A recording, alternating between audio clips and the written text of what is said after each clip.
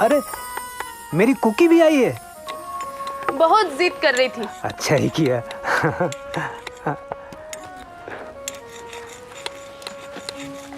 ये कौन है? ये राजा धीराज कनिष्क हैं। क्या करते हैं? ये राज करते थे। मतलब जैसे मैं अपने घर का राजा हूँ, उसी तरह महाराज कनिष्क भी पाटलिपुत्र से खोतान तक राज करते थे। बहुत सवाल करती है। पिता को खाने दे। ठीक है। मैं छू सकती हूँ? हाँ हाँ छू।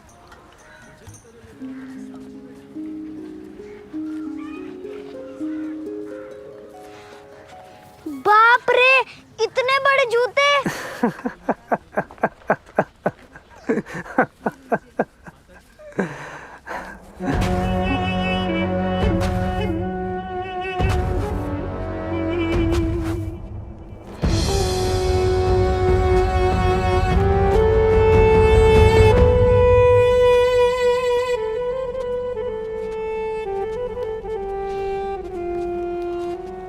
महाराजा राजाधिराज देवपुत्र शाही, कब तक नगर पर घेरा रखने का विचार है?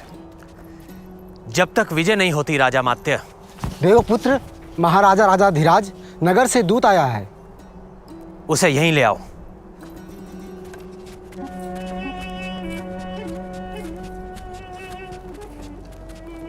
देवपुत्र, शाही शाहानुशाही को मेरे स्वामी ने प्रणाम किया है। यदि आज्ञा हो तो दूत निवेदन करे। आज्ञा है। मेरे स्वामी का कहना है कि नगर की घेरेबंदी और आपकी उपस्थिति से प्रजा त्रस्त और पीड़ित क्यों रहे, इसलिए आपको जो भी चाहिए मेरे स्वामी देने के लिए तैयार हैं। अपने राजा से कहना कि वो आत्मसमर्पण के साथ 3 लाख सोने की मोहरें दे, तब मैं उसे क्षमादान करूंगा। 3 लाख स्वर्ण मुद्राएं? सम्राट, आप आज्ञा दीजिए। आपका एक एक सैनिक आत्माहुति दे देगा, पर अपनी मिट्टी का एक कण भी नहीं देगा।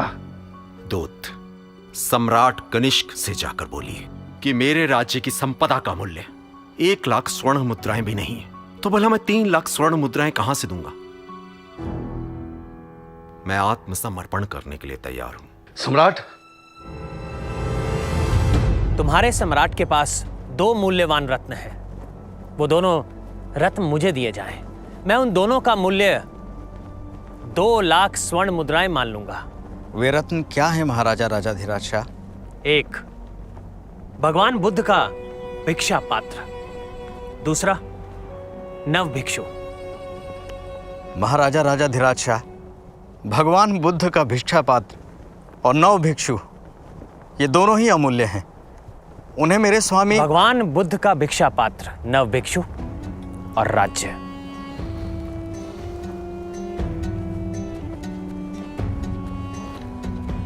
राजाधिराज, भिक्षा पात्र और नव भिक्षु का क्या करेंगे शाह? भगवान बुद्ध का भिक्षा पात्र कभी खाली रहना चाहिए? नहीं शाह, किसी भी भिक्षु का पात्र खाली रहना चाहिए? नहीं शाह।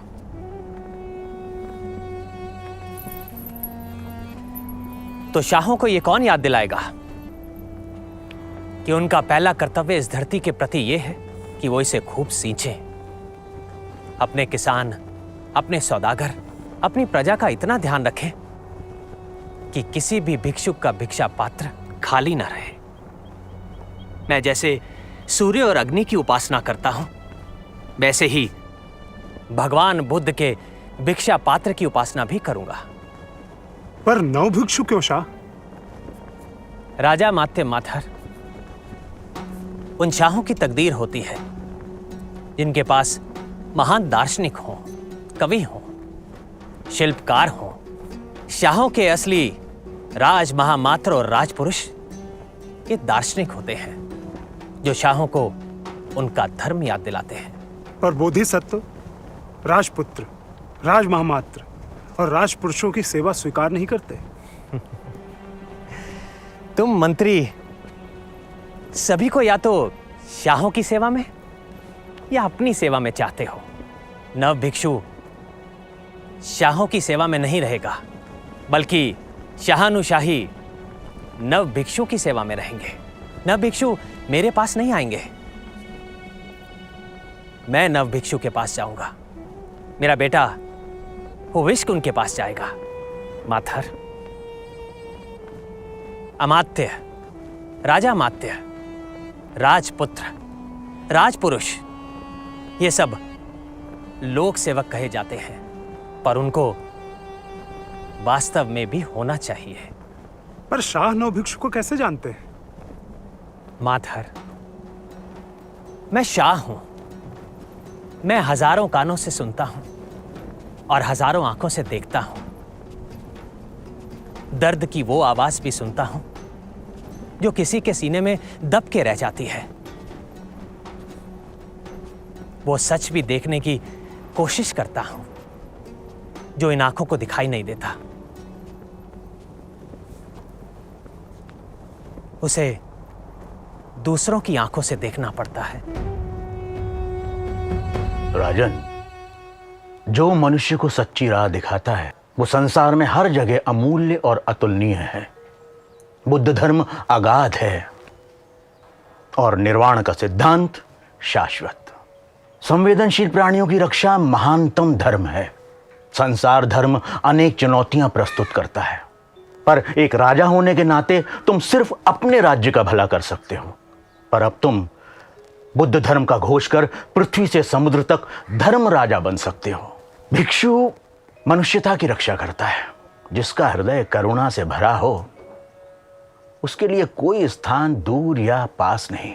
मैं चाहे यहां रहूं चाहे वहां रहूं, धर्म का ही घोष करूंगा। इसलिए तुम सिर्फ वो मत देखो जो तुम्हारी आंखों के सामने है, बल्कि ज्ञान की आंखों से मनुष्यता का भला देखो और मुझे शाह को सौंप दो। और भगवान का भिक्षा पात्र? शाह भिक्षा पात्र को नहीं, धर्म को पुरुषपुर ले जा रहा है। धर्म को अभी दूर दूर तक जाना है। शाहों का शाह बुद्ध का भिक्षा पात्र आदर से उठाएगा। ले जाने दो इसे शाह को।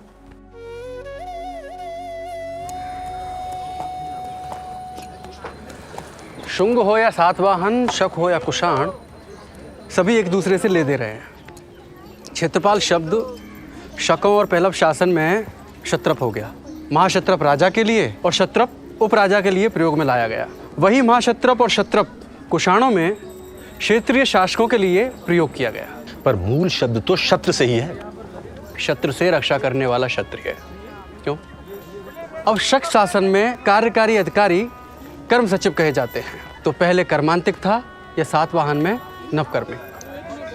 रक्षा अधिकारी शुंगो सातवाहन में नायक था। अब यहाँ शाहों के शासन में कनिष्ठ सुरक्षा अधिकारी दंडपाल है। शक शासन का वरिष्ठ रक्षा अधिकारी महादंड नायक था। वही कुषाणों में भी महादंड नायक ही है। ग्राम व्यवस्था पहले भी ग्रामणी या ग्रामिक देखते थे। अब शाहों के शासन काल में भी ग्रामणी भी ग्राम व्यवस्था देखते हैं। ग्राम भोजक और ग्रामीण युक्त ग्रामणी की मदद करते हैं। पहले भी करते थे।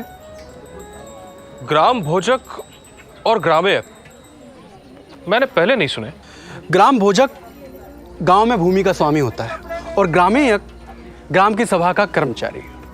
हाँ, पर शाह ग्राम पर ग्राम स्वामियों के जरिए नजर रखते हैं। ग्राम स्वामी क्षत्रप राज्य के बड़े अधिकारियों को वेतन के बदले गांव दे दिए जाते हैं और छोटे अधिकारियों को नगद में वेतन देते हैं शाह। बाकी चाहे उत्तरापथ हो या दक्षिणापथ, राज्य को व्यवस्था के लिए जिले और प्रांत में बांटना पड़ता है। अब शाहों का जिला विषय कहलाता है और प्रांत भुक्ति। भुक्ति मां क्षत्रप चलाते हैं और विषय क्षत्रप। परिषद सभी शासनों में रही है, अब भी है, बस अब परिषद का सदस्य परिषद्यम कहा जाता है।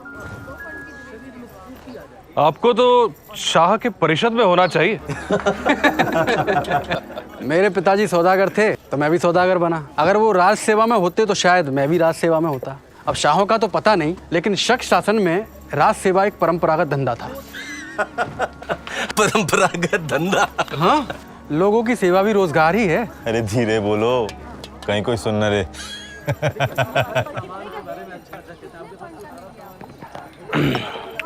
देवपुत्र शानुशाही से मिलना था। कावेरी पट्टनम से उनके लिए मोती ले आया। सुना है शाह मध्य देश की विजय यात्रा से भगवान बुद्ध का भिक्षा पात्र और कोई बौद्ध भिक्षु ले आए। कौन है ये भिक्षु? सुना है पहले कोई उग्र तापस था। कौन है ये उग्र तापस जिसने बुद्ध के भिक्षुओं का जीना दूभर कर रखा है? प्रचंड सन्यासी है और धर्म का विरोधी। सन्यासी और धर्म का विरोधी? धम्म का, बुद्ध के धम्म का। धम्म का विरोध कोई कैसे कर सकता है? सिर फिरा है, बिहार के बाहर खड़ा रहकर भिक्षुओं को चुनौती देता है कि वैदिक धर्म श्रेष्ठ है। मुन्नो, जिसने धम्म को पा लिया है मुझसे बात करे, वरना बुद्ध के वचन रटना बंद करे। उपासकों के घर के बाहर खड़ा रहकर श्रावकों को धमकी देता है कि घर में बुद्ध की उपासना और घंटा बजाना बंद करो। ये तो सहिष्णुता नहीं है, उसे कोई रोकता क्यों नहीं? अब एक सन्यासी का कोई क्या बिगाड़ सकता है? महावीर और बुद्ध को क्या कम चुनौतियां मिली थी? समय ही सभी प्रश्नों को सुलझा देता है और बड़ों बड़ों को जमीन पर ला देता है। अरे तुम सब तो ब्राह्मणों की तरह बात करने लगी। क्यों, महिलाओं को मूर्ख समझती हो तुम? एक दिन में सीधा कर दे उस तापस को वाद में, पर वो महिलाओं से बात करेगा नहीं और हमारे ब्राह्मण पति उसे रोकेंगे नहीं। सन्यासी जो है, चिंता ना कर भगनी, 18 क्षौणी से जो ना हारा उसे मुट्ठी भर लोगों ने धूल चटा दी थी। किसको? अर्जुन को।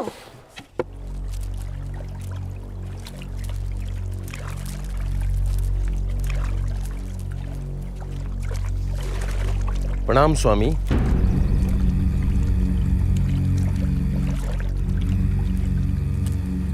इस रूप काया को भिक्षु पार्श्व कहते हैं।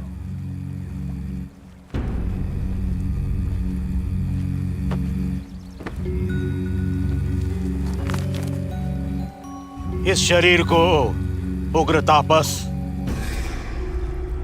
आपकी तपस्या को नमन। पर यह भिक्षु आपसे वाददान चाहता है।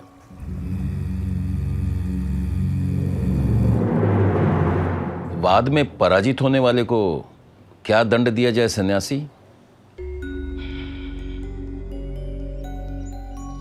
हारने वाले की जीभ काट दी जाए। यह हिंसा होगी।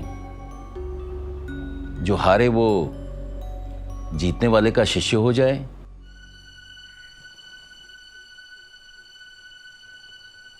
स्वीकार है। पहला प्रश्न कौन करेगा?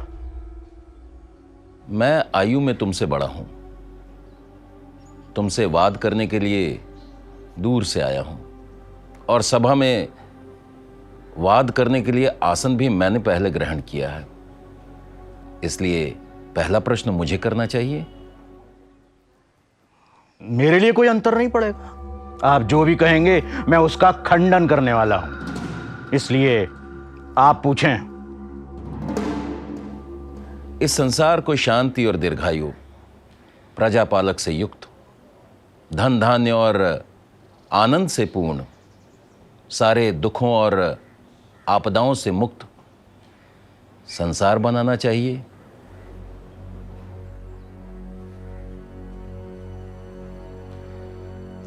खंडन करिए स्वामी।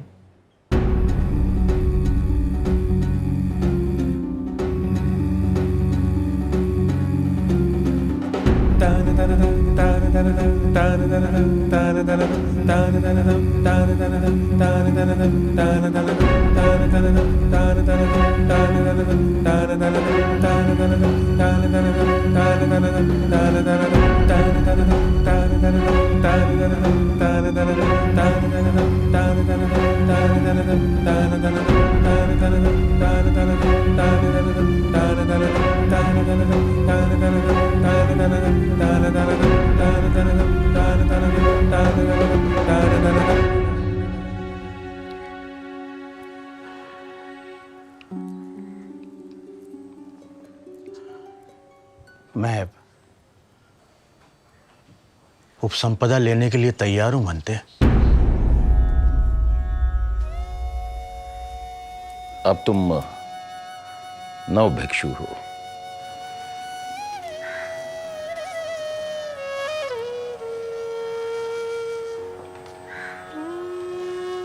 मेरा शास्त्र ज्ञान अगाध था, पर एक ही प्रश्न ने मुझे परास्त कर दिया।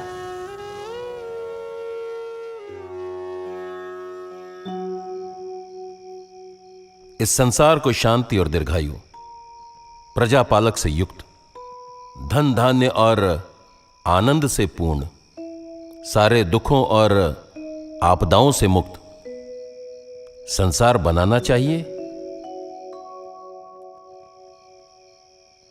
क्या यही धर्म है शासक का? क्या यही धम्म है भिक्षु का?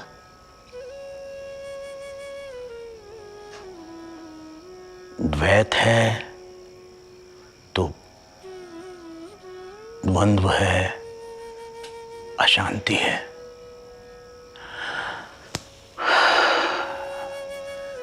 अद्वैत है तो निर्द्वंद्व और शांति। संसार दुख मुक्त हो, आनंद से भरा हो, यही तो वेदों की भी अभिलाषा है।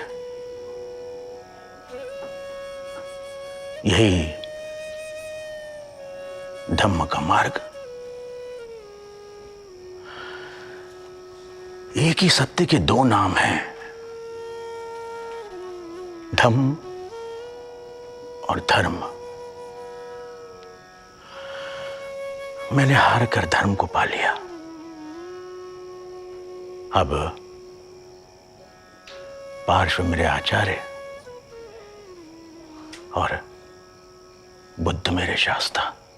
बुद्धं शरणं धम्मं शरणं संघं शरणं। पर शाह ने नव भिक्षु को ही कैसे चुना? मथुरा में एक सौदागर के साथ बिहार में चला गया था। वहां मेरी मुलाकात नव भिक्षु के आचार्य भंते पार्श्व से हुई थी। मैं विजय के लिए निकला हूं भंते। तृष्णा जो सभी दुखों का कारण है, उस पर विजय पालो, विजय हो जाएगी। लौटते समय मैं अपने साथ क्या लेकर जाऊं भंते? धम्म और कल्याण मित्र, ऐसा मित्र जो तुम्हें सदा कल्याण का मार्ग ही दिखाए। भिक्षु कल्याण मित्र होता है। आप मेरे साथ चलिए बदंत। चलता, पर जहां तुम जा रहे हो वहां मैं अपने से भी श्रेष्ठ को जानता हूं। कौन है वो? जो पहले धम्म का अनुयायी नहीं था, अब है नव भिक्षु। वो नव भिक्षु ही अश्वघोष है। अरे, नव भिक्षु अश्वघोष कब बन गए? पुरुषपुर लौट आने पर भी माथर और दूसरे मंत्री मुझसे बार बार एक ही बात कहते हैं। भगवान बुद्ध के भिक्षा पात्र का मूल्य 1 लाख स्वर्ण मुद्राएं समझ में आता है शाह, परंतु 9 भिक्षु का मूल्य 1 लाख स्वर्ण मुद्राएं, मुझे तो कोई असाधारण सी बात नहीं दिखी उस भिक्षु में। बुद्ध के भिक्षा पात्र का कोई मूल्य दे सके ऐसे किसी राजा ने जन्म लिया है संसार में माथर? फिर मेरी क्या औकात? शाह, हम सभी को और मुझे भी नवभिक्षु का मूल्य ठीक नहीं लगा। मुझे इस बात की खुशी है कि इतने दिनों बाद भी मेरे राजा मात्य राज्य की आय की चिंता करते हैं। क्यों ना उस नव भिक्षु की परीक्षा ली जाए? क्यों? कौन करेगा प्रश्न नव भिक्षु से? मैंने दूर और पास के भिन्न भिन्न पंथों के श्रमणों को बुलाया और नव भिक्षु से धम्म का उपदेश देने की प्रार्थना की। नव भिक्षु ने बुद्ध की कथा और धम्म का उपदेश दिया। सबका मन करुणा और मैत्री से भर गया। सब में धम्म जिज्ञासा जागी। पर माथर और मेरे मंत्री अभी भी संतुष्ट नहीं थे। इसलिए मैंने 7 घोड़े, जिन्हें मैंने 6 दिनों से भूखा रखा था, ऐसे घोड़ों के सामने सभा में नव भिक्षु को धम्म देशना देने को कहा। अश्वों को धम्म उपदेश? हाँ,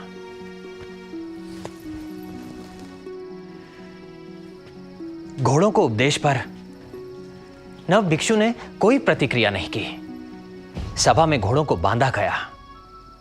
नव भिक्षु को अश्वों में भी वही समता दिखी जो वो मनुष्य में देखते थे।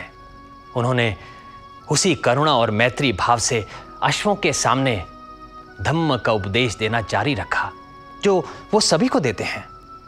मेरे आदेश पर उन भूखे घोड़ों के सामने उनकी प्रिय प्लावन नाम की घास खाने के लिए रख दी गई। पर 6 दिन के भूखे घोड़ों ने एक क्षण के लिए भी उस घास की ओर नहीं देखा। सारी प्रकृति के लिए प्रेम, करुणा और मैत्री से भीगे मन ने घोड़ों के मन में भी स्पंदन उत्पन्न कर दिया। घोड़ों की आंखों से भी आंसू बहने लगे। मेरे मंत्रियों ने उसी क्षण नव भिक्षु के मूल्य को पहचाना, जो राग विराग से परे मनुष्य और पशु सबका कल्याण मित्र है। मेरे मंत्रियों की आंखें भी छलकने लगी और उसी बोधिसत्व के लिए मेरे मन में एक शब्द गूंजा, अश्व घोष। जिसकी वाणी अश्व भी समझते हैं, जिसका घोष सुन अश्व भी करुणा से भर उठते हैं। मैंने उस नव भिक्षु को पुकारा, अश्व घोष, और उनके चरणों में गिर पड़ा। ना मैं सिक्कों में अच्छा दिखता हूं और ना ही शिल्पों में। सिक्कों में तो ठीक ठाक दिखने वाला आदमी भी भयानक लगने लगता है। तुम्हारी कोई गलती नहीं है। रूप पर तो मूर्ख ही मोहित होते हैं शाह। ब्राह्मण भी धम्म की भाषा बोलने लगे। उपनिषद भी आत्मा की अमरता की घोषणा करते हैं, रूप की नहीं शाह। मित्र का अंकन भी अच्छा है, पर ध्यान रखना कि शब्दों के अंकन में अशुद्धि नहीं रहे। माथर, मुझे हर सिक्के का वजन समान चाहिए, सोना शुद्ध। मुझे कोई भी मिलावट स्वीकार नहीं। कुषाण की स्वर्ण मुद्रा के मूल्य और शुद्धता पर किसी भी सौदागर और प्रजा को अविश्वास नहीं होना चाहिए, चाहे फिर वो रोम का हो या चीन का। हमारे सिक्के हमारी प्रतिष्ठा हैं। एक भी नकली सिक्का बाजार में चलता है तो प्रजा के विश्वास को चोट करता है। इसलिए गमजोर को सिक्कों की परीक्षा बार बार करने को कहो। शाह ने सोने का नया सिक्का जारी किया है, देखा है तुमने? मैं तो पुराने सिक्कों से ही काम चला रहा हूं।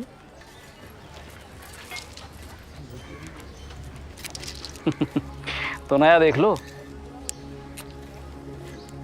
मुख पर तो महाराज राजाधिराज कनिष्क का चित्र है, लेकिन पीछे किसका चित्र है? ऋग्वेद में वर्णन के अनुसार मित्र और अवेस्ता में मित्र के तौर पर किया गया है।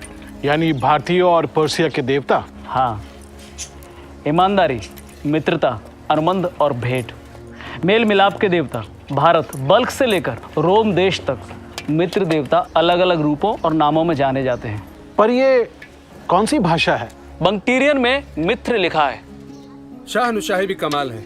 स्वयं सूर्य और अग्नि के उपासक, भारतीय मूल के नहीं पर अपने सिक्कों पर भारतीय, ग्रीक, सुमेर, ईरान सभी मुल्कों के देवता सभी का बराबर आदर और सम्मान करते हैं। जिनके साम्राज्य में जिनकी प्रजा कई देवी देवताओं को मानने वाली हो और जिनका साम्राज्य पाटलिपुत्र, कश्मीर, श्री चंपा से लेकर खोतान, यारकंद, कासगढ़ तक फैला हुआ हो और जिनके सौदागर उत्तरापथ, दक्षिणापथ से लेकर रोम तक व्यापार करते हों, वो शाहों के शाह सभी के देवताओं का आदर करने वाले और अपनी प्रजा का सम्मान करें, वो भारत में पला बड़ा हुआ शाह ही कर सकता है। शाह कनिष्क भारत में पैदा हुए हैं क्या? यही पुरुषपुर में। उनके पूर्वज बाहर से आए थे। शाह कनिष्क के पिता शाह विम के समय में उत्तरापथ और रेशम मार्ग पर चीन और रोम के बीच व्यापार का ऐसा विकास हुआ कि शाह विम कैडफिशस ने अपने कुषाण साम्राज्य में पहली बार सोने के सिक्के चलाए।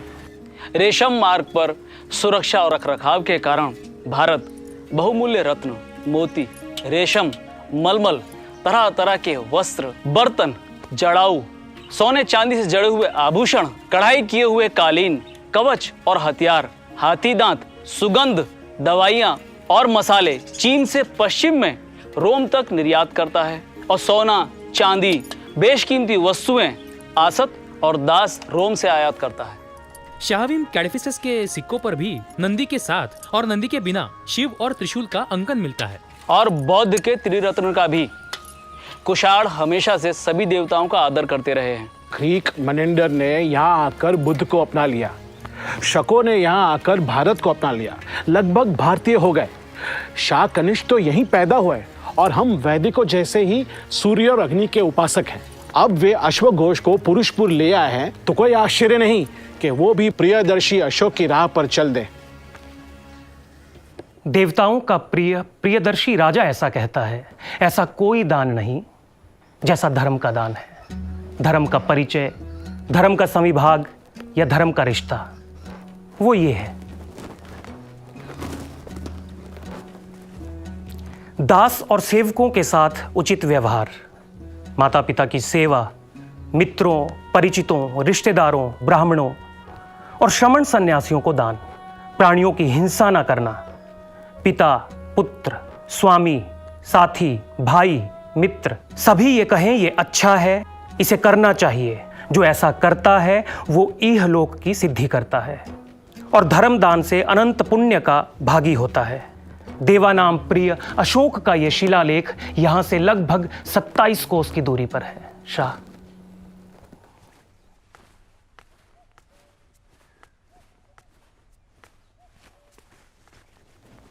और ये लगभग 71 कोस की दूरी पर है। ऐसा ही आलेख गांधार में भी है। मैं वहां जाना चाहूंगा माथर। शाह, पुण्यवर्धन और साथ आए सौदागरों को लेकर आओ। शाहानुशाही को प्रणाम। स्वागत है श्रेष्ठी। कैसे हो मेरे श्रेष्ठी? बड़े दिनों बाद दिखाई दिए। रोम से आ रहा हूं शाह। शाहानुशाही के सिक्के रोम के बाजारों में बरस रहे हैं। रेशम मार्ग अब शाहानुशाही का दूसरा नाम हो गया है। रास्ते तो सौदागर बनाते हैं, हम कुषाण तो सिर्फ पहरेदार हैं श्रेष्ठी।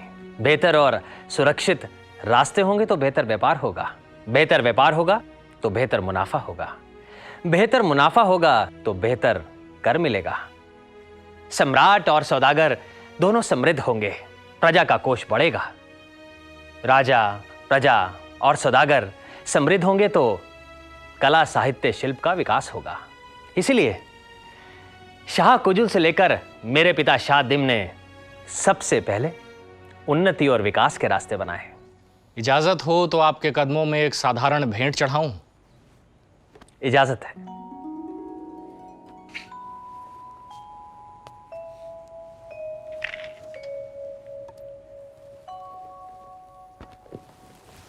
और अब एक असाधारण भेंट जिसकी कीमत मैं नहीं लगा सकता।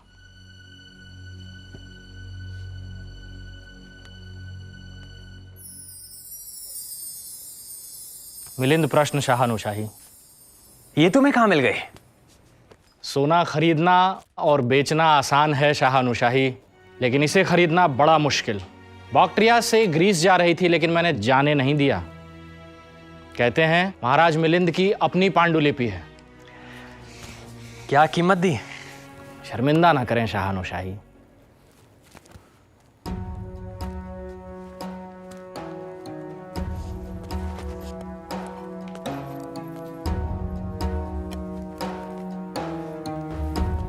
बनते, ये केश नागसेन है।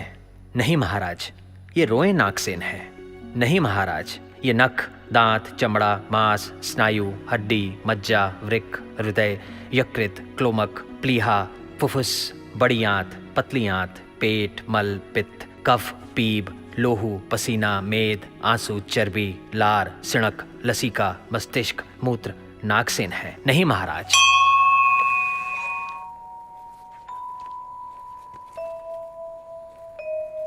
क्या पढ़ रहे थे?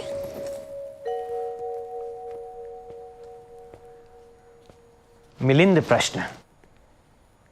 यह कौन सा प्रश्न है? बदंत नागसेन को ग्रीक राजा मिलिंद द्वारा पूछे गए धर्म संबंधी प्रश्न। देख रही हूं, आपकी धर्म जिज्ञासा बढ़ती जा रही है। धर्म है ही ऐसा, जो उसे जानने के रास्ते पर चल पड़ता है, धार्मिक हो जाता है। महाराज मिलिंद ग्रीक थे। उन्होंने भी धम्म को अंगीकार कर लिया और अंत में भिक्षु बन गए।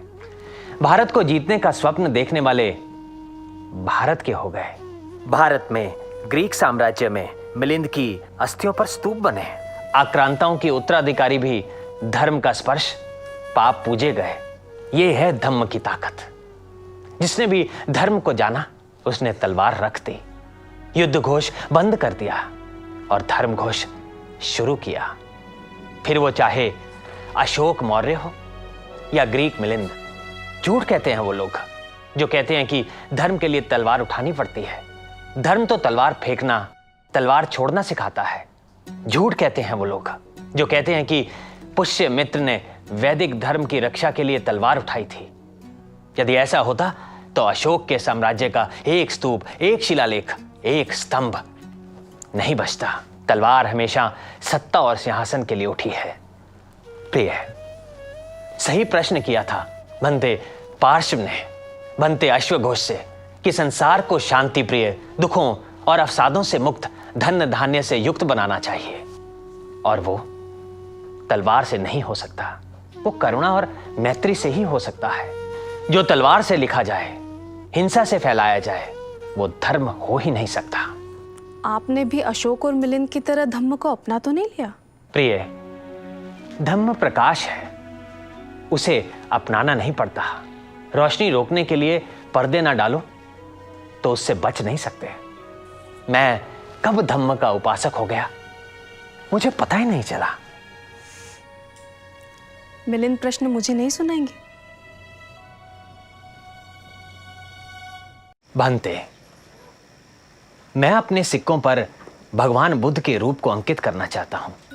राजन, तुम्हारे सिक्कों पर अंकित भारतीय, ग्रीक, फारसी या सुमेर के देवताओं की जगह अपना रूप उत्कीर्ण देखने की किसी बुद्ध की कामना नहीं हो सकती। क्यों करना चाहते हो तुम योग क्रम? बनते, इससे धर्म के सार की वृद्धि होगी। कनिष्क, धम्म मानने का नहीं है। क्या तुम कह सकते हो कि जो अपना अपना धर्म मानते हैं वे धार्मिक हैं? धर्म जानने का नहीं है। क्या तुम कह सकते हो कि जो धर्म को जानते हैं, धर्म की व्याख्या करते हैं, वे धार्मिक हैं? धम्म तो आचरण का है। जो धम्म को आचरण में लाता है वो धार्मिक है। भंते, प्रियदर्शी ने भगवान बुद्ध के अस्थि अवशेषों पर स्तूप बनवाकर भगवान की धर्म काया को पूरे साम्राज्य में फैलाया, ताकि उपासक भगवान की रूप काया और धम्म काया दोनों की उपासना कर सके। महाराज मिलिंद ने अपने सिक्कों पर धर्म चक्र भी खुदवाया और धर्मिकस भी लिखवाया। इससे दूर दूर के देशों को पता चला कि मिलिंद धम्म का उपासक है। त्रिरत्न मेरे पूर्वज अंकित करते रहे हैं। पर मैं चाहता हूं मेरे सिक्कों पर बुद्ध भी हो, ताकि दूर दूर के देशों में रह रही मेरी प्रजा और रोम से लेकर दक्षिणापथ के बाजार में जहां जहां मेरे सिक्के चलते हैं, सभी को तथागत बुद्ध का ज्ञान हो। इससे धम्म जिज्ञासा बढ़ेगी बनते। कनिष्क, चक्र, पदचिन्ह, बोधि वृक्ष, सिंहासन जैसे प्रतीकों से बुद्ध को शिल्पों में अंकित किया गया है, पर बुद्ध के रूप को आज तक शिल्पों या सिक्कों में अंकित नहीं किया गया है। मैं जानता हूं बनते, इसीलिए प्रार्थना कर रहा हूं। उपनिषदों में भी मूर्तियों का कोई स्थान नहीं था, पर सनातन धर्म ने कर्म और ज्ञान मार्ग के साथ भक्ति का मार्ग भी ढूंढा और अपने अनुयायियों के लिए ईश्वर को मूर्तियों के रूप में अभिव्यक्त किया। मेरे अलग अलग राष्ट्रों की प्रजा आस्था भक्ति के कारण अपने अपने व्यक्तिगत देवताओं पर विश्वास करती है, उनकी मूर्तियां बनाती है। उसका एक भावनात्मक आकर्षण भी है और प्रार्थना करने के लिए उसके सामने अव्यक्त का एक व्यक्त रूप भी है। बुद्ध ने धम्म चक्र प्रवर्तन किया, वो निरंतर चलता रहे, इसके लिए हमें उसे गति देनी चाहिए। इसीलिए मैं अपनी प्रजा को भगवान बुद्ध का रूप देना चाहता हूं। ज्ञान शुष्क हो सकता है, पर भक्ति और पूजा रसमय होती है बनते। बौद्ध दर्शन विश्व के लिए नए कलेवर में पुरातन सत्य की नई व्याख्या मांगता है, क्योंकि अब धम्म का साम्राज्य सिर्फ भारत तक नहीं रहा। अब उसके अनुयायी ग्रीक साम्राज्य, चीन साम्राज्य, पर्शियन साम्राज्य में भी हैं। पूरा धम्म साहित्य पाली में है। क्यों हम संस्कृत जानने वाले, पढ़ने वालों को उससे वंचित रख रहे हैं? बुद्ध की वाणी, त्रिपिटक क्या संस्कृत में नहीं हो सकते? क्या चीनी भाषा में उसका अनुवाद नहीं हो सकता? क्या बुद्ध और धम्म पर सिर्फ भारत का अधिकार है, विश्व का नहीं हो सकता? कनिष्क, इसकी अनुमति तुम्हें बौद्ध संगीति ही दे सकती है। इसके लिए तुम्हें चौथी बौद्ध संगीति बुलानी पड़ेगी। कश्मीर में श्रीनगरी के पास कुंडलवन संगीति के लिए हर तरह से उपयुक्त स्थान रहेगा। अगेसी लाओस श्रीनगरी प्रियदर्शी अशोक की नगरी भी है। राजाधिराज, श्रीनगरी के पास ही एक पुर बसाओ। यह तुम्हारे नवकर्मिक विभाग के लिए सबसे बड़ी परीक्षा है। भिक्षुओं के लिए विहारों की व्यवस्था में कोई कमी नहीं रहनी चाहिए। हुविष्क, बौद्ध संगीति की सारी व्यवस्था तुम करोगे। शानुशाही, इस पुर का क्या नाम रखें? कनिष्कपुर कैसा रहेगा शाह? यह बौद्ध संगीति क्या है जिसमें पिता, पुत्र और कपीश से लेकर पुरुषपुर तक के राजा माती व्यस्त हो गए हैं? हुविष्क, तुम ही अपनी मां को समझाओ। बौद्ध संघ में जब धर्म के किसी पक्ष पर मतभेद या वाद होता है या स्पष्टता चाहिए होती है तो श्रेष्ठ आचार्य और उपाध्यायों की एक महाबैठक बुलाई जाती है। इसे संगीति कहते हैं। ये चौथी संगीति होगी। तो पहली कब हुई थी? पहली संगीति महाराज अजातशत्रु के समय राजगृह में हुई थी। दूसरी संगीति महाराज काल अशोक के समय में वैशाली में, और तीसरी संगीति महाराज अशोक के समय में पाटलिपुत्र में, और चौथी संगीति महाराज कनिष्क के समय में कश्मीर में होगी। ताम्रलिप्ति से लेकर ताम्रपर्णी तक हर जगह आमंत्रण भेजे जा रहे हैं। मैं महाराज अशोक के पुत्र की तरह अपने पुत्र को संघ में नहीं जाने दूंगी शाह। और कहीं तुम स्वयं ही चली गई तो? बनते, पार्श की तरह एक ही प्रश्न में आपने मां को निरुत्तर कर दिया।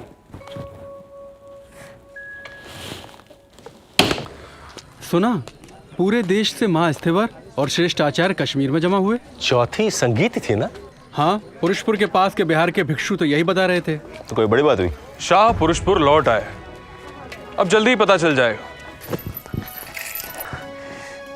कुंडल वन में 500 भिक्षु एक साथ साम्राज्ञी बनते वसुमित्र अध्यक्ष, बनते अश्वघोष उपाध्यक्ष, संगीति में बनते पार्श्व, बनते नागार्जुन जैसे बौद्ध दर्शन के सूर्य। मुझे तो विश्वास ही नहीं हो रहा साम्राज्ञी कि अपने समय के महान दार्शनिकों के चरणों में बैठने का हम कुशाणों को अवसर मिला। कोई बड़ी उपलब्धि? हाँ साम्राज्ञी, चतुर्थ संगीती ने धम्म उपासकों के लिए मूर्ति पूजा के द्वार खोल दिए। संगीती में धम्म का 2 यानों में विभाजन हुआ, हीनयान और महायान। दोनों में अंतर होगा?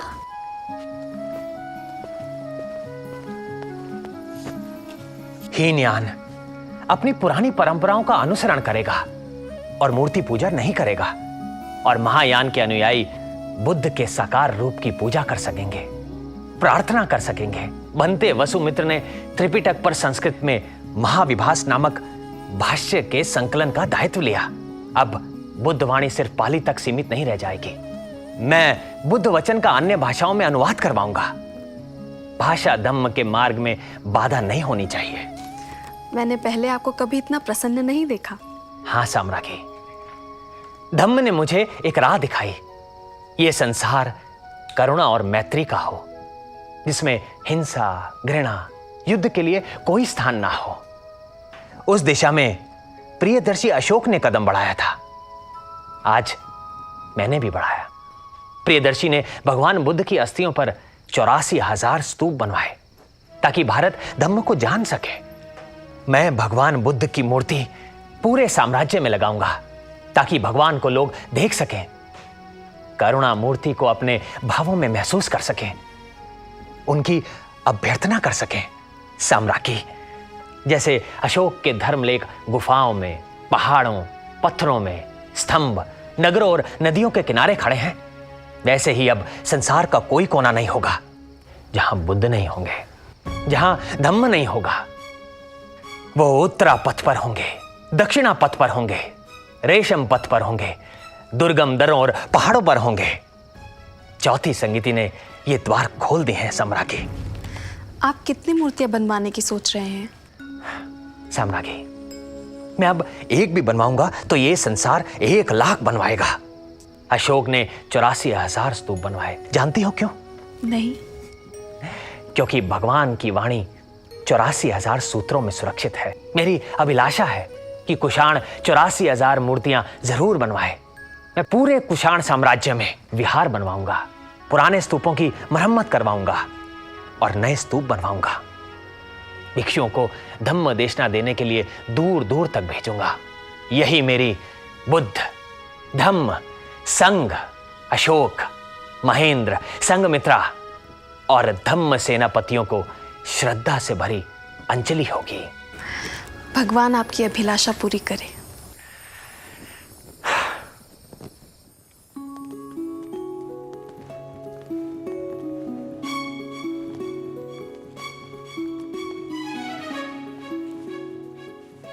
मेरी दाढ़ी कांटों जैसी ना बनाओ।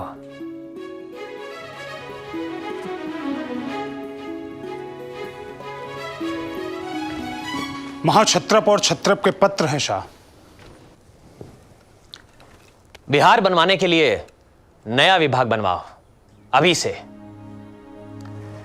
नए अधिकारी का क्या नाम रखे हुए इसका? विहार कार्य है ना? माथर, ठीक है। तक्षशिला से रोमन और ग्रीक शिल्पकार आ गए? हाँ शाह, पर क्या? भगवान बुद्ध का मामला है शाह, और शिल्पकार रोमन और ग्रीक हैं। मथुरा के शिल्पकार भगवान के 32 लक्षणों को बेहतर समझेंगे। माथर, भगवान सिर्फ हम भारतीयों के हैं, विदेशियों के नहीं। हमारे वेदांत में भेद अभेद है। गांधार, कपिश, वहालीक में शिल्पकार और चित्रकार ग्रीक साम्राज्य के समय से आते जाते रहते आए हैं। वो विदेशी हो सकते हैं, पर उनके हृदय भारतीय हैं। और बुद्ध मथुरा, गांधार और सभी शैलियों में आकार लें, यही तो संगीती की सफलता होगी। बुलाओ उन्हें। जी शाह।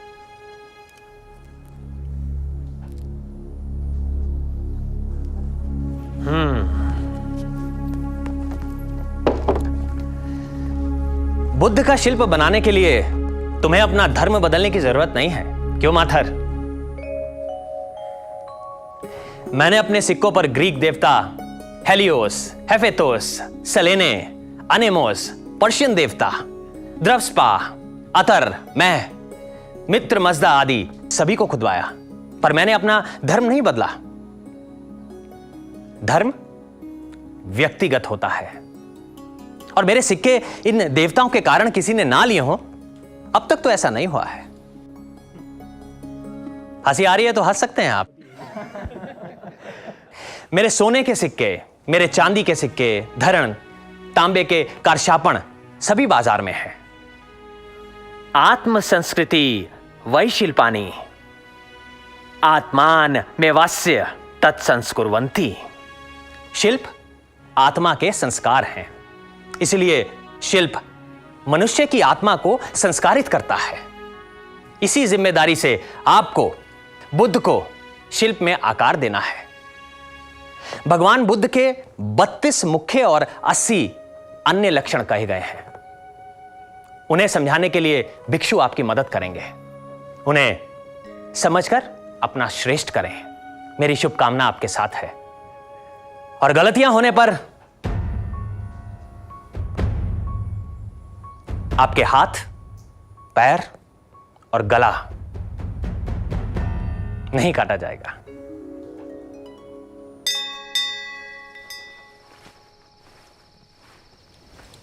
बेटा वहाँ ब्राह्मणों से ब्राह्मण ग्रंथों पर चर्चा कर रहा है, और पति यहाँ बौद्ध ग्रंथ पढ़ रहे होंगे। विनय पिटक। अब मैं जैन ग्रंथ पढ़ने लगूं तो घर में वैदिक और अवैदिक साथ हो जाएंगे। चलो, इस बात से एक बात तो तय हुई कि इस घर में कोई बौद्ध हो ना हो, पर सब बौद्धिक हैं। कहिए, क्या हुक्म है? तुम्हारे लिए एक उपहार लाया हूं। हो ही नहीं सकता, आपसे यह गलती हो ही नहीं सकती।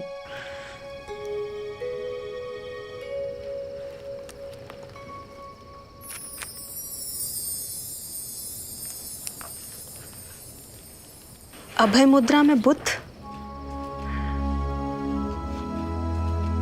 मूर्ति कब दिखा रहे हैं? जल्दी।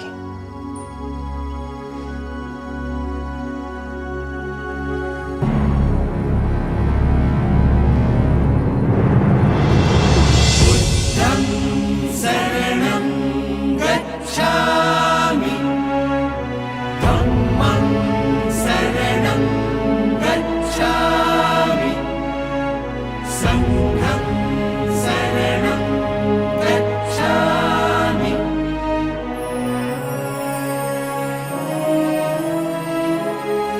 बुद्धं शरणं गच्छामि, धम्मं शरणं गच्छामि, संघं शरणं गच्छामि, बुद्धं शरणं गच्छामि। महायान ने बुद्ध को भगवान बुद्ध बना दिया। शाक्य मुनि बुद्ध, मैत्रेय बुद्ध के रूप के सिक्के भी चल पड़े। तो उसमें गलत क्या है श्रेष्ठी? भग एवं भगवान, भग ही भगवान है। यजुर्वेद तो यही कहता है। भग यानी ज्ञान, वैराग्य आदि आत्मगुण। और कुछ भी कहो, आज रेशम मार्ग पर भी बुद्ध की वाणी गूंज रही है। बुद्ध की प्रतिमाएं लग रही है। कश्मीर में जो कनिष्कपुर है वो नगर का रूप ले रहा है। देश में विहार बन रहे हैं। पुरुषपुर के पास जो पुराना स्तूप है उसे बड़ा किया जा रहा है। आज तक जो देखने में न आया ऐसा स्तूप बन रहा है। सुना है कि यह नया स्तूप हमारे संसार की सबसे ऊंची इमारत होगी। किसने सोचा था कि बौद्ध भिक्षु संस्कृत को अपनाएंगे? अश्वघोष बुद्ध चरितम, सौंदरानंद काव्यम संस्कृत में लिखेंगे। क्या बात, आइए। महायान से स्पर्धा कहो या प्रेरणा, बुद्ध प्रतिमाओं की देखा देखी वैदिक और जिन देवताओं की बड़ी बड़ी प्रतिमाओं की भी बढ़ आ गई है। मथुरा और सांची के शिल्पकारों को तो जैसे नया जीवन मिल गया है। बुद्ध ने भारत को धम्म दिया और कनिष्क ने भारत को प्रतिमा में बुद्ध।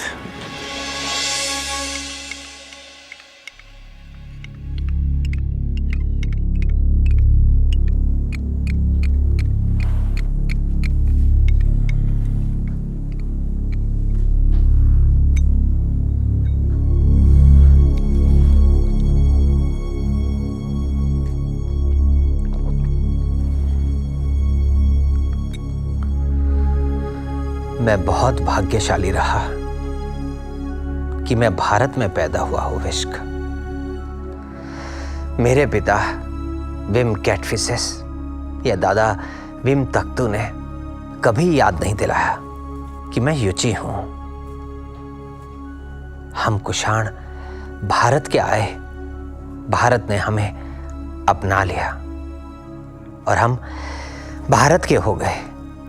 इसलिए मेरी एक बात हमेशा याद रखना हो इश्क, कि भारत की ये धरती हमारी मां है और हम इसके पुत्र। मां बेटे का ये रिश्ता सबसे पवित्र रिश्ता है। हम सब एक मां के गर्भ से जन्म लेते हैं और धरती के गर्भ में समा जाते हैं, और जब तक धरती पर सांस लेते हैं हमारी हर जरूरत ये धरती पूरा करती है। इसलिए हम इसकी उपासना करते हैं। सूर्य हमें ऊर्जा और प्रकाश देता है, इसलिए हम उसकी उपासना करते हैं। चंद्रमा हमें शीतलता देता है, इसलिए हम उसकी उपासना करते हैं। हमें जीवन देने के लिए हम उनका आभार व्यक्त करते हैं विश्क। सिंधु, गंगा, यमुना, कुभा, इन्हें अपनी मां समझना, कभी वैदिक अवैदिक, ब्राह्मण बौद्ध में भेद ना करना। मेरे पिता शिव के उपासक थे, पर सभी देवताओं का सम्मान करते थे। मैं बुद्ध का उपासक हूं, पर मैंने सभी देवताओं का सम्मान किया। मैं जानता हूं कि तुम भी अपने दादा की तरह शिव के उपासक हो। यही भारत है। अपने अपने देवताओं में विश्वास, ये व्यक्तिगत धर्म है हो इश्क। पर एक धर्म और भी है जो इस धर्म के भी ऊपर है, और वो है राष्ट्र धर्म। ये धर्म ही शाहों को चलाता है और प्रजा का पालन करता है। इसलिए हमेशा याद रखना, राष्ट्र धर्म से बड़ा कुछ नहीं है। यही भारत की संस्कृति है। सा प्रथमा संस्कृति विश्ववारा।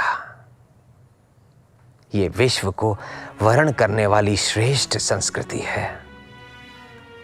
सबको स्वीकार करने वाली महान संस्कृति है। इसके अनुयायी बनना और इसकी रक्षा करना। तुम्हें बौद्ध बनना है, बौद्ध बनो। जैन बनना है, जैन बनो। शैव बनना है, शैव बनो। जो चाहो बनो, पर सबसे पहले भारतीय बनना।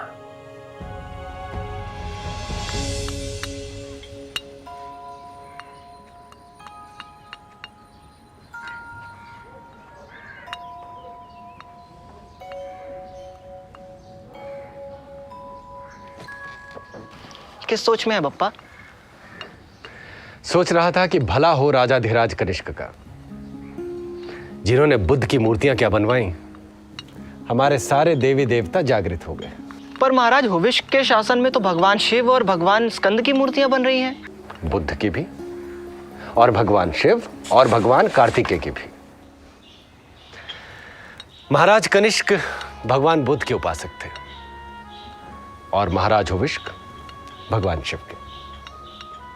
इसीलिए उन्होंने मिस्र, रोम और फारस के देवी देवताओं के अलावा अपने सिक्कों पर भगवान शिव और स्कंद के रूप को उकेरा। संसार का सृजन और विसर्जन करने वाले भगवान शिव और दुष्टों से लड़ने के लिए हमेशा तैयार देवताओं के सेनापति स्कंद।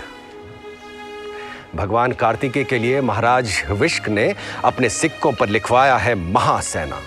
बप्पा, राजा महाराजा अलग अलग देवताओं को सिक्कों और मूर्तियों में उकेरवाते हैं, और हम शिल्पी भी तो सभी को समान भाव से पत्थरों में उकेरते हैं। फिर राजा और शिल्पी में अंतर कहां? तू ठीक कह रहा है बेटा। राजा महाराजा भी हमारी तरह शिल्पी होते हैं और होने भी चाहिए। जैसे हम शिल्पी सभी रूपों में अपने ही ईश्वर को देखते हैं और अलग अलग देवताओं के आकार को उकेरते हैं, क्योंकि यह हमारा धर्म है। वैसे ही राजा महाराजाओं को सभी में एक ही सच को देखना चाहिए, वो उनका धर्म है। मूर्ति पूजा होनी चाहिए नहीं होनी चाहिए, इस बात पर बहस तो वैदिकों में, अवैदिकों में, हीनयान में, महायान में, बौद्धों में, ब्राह्मणों में चलती रहेगी। और जब जब इन बातों को लेकर हम आपस में लड़ पड़ेंगे, तब तब इन मूर्तियों के पीछे से कनिष्क, हुविष्क और कुषाण हम पर हंसेंगे। मैं यही सोच रहा था बेटा कि इतिहास में हजारों झूठ हो सकते हैं, पर एक बात सच है। क्या है वो सच बप्पा? दुनिया के सभी देवता कहीं एक साथ रह सकते हैं, तो वह भारत है।